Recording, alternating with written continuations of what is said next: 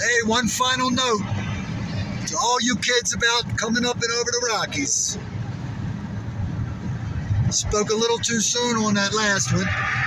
Said nothing, taking your time, but be aware with the changes in elevation and the temperature and the wind, just because it's 35 or 40 degrees and everything's fine, don't think you don't go up and over a hill. It'll literally change from nice to a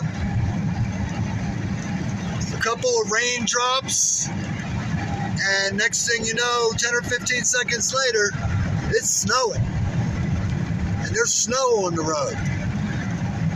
And they put a chemical down that will help you, but when you first put it down, it's almost like putting Dawn dish detergent on the road. So you're driving from good pavement into all of a sudden Dawn dish soap and snow.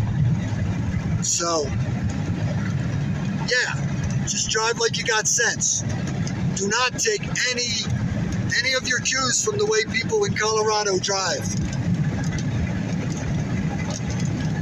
Drive like you got the intention to make it home, and you will. But yeah, it'll change up on you up here now. That's it. I'm done talking about the Rockies. I done showed you 3 times.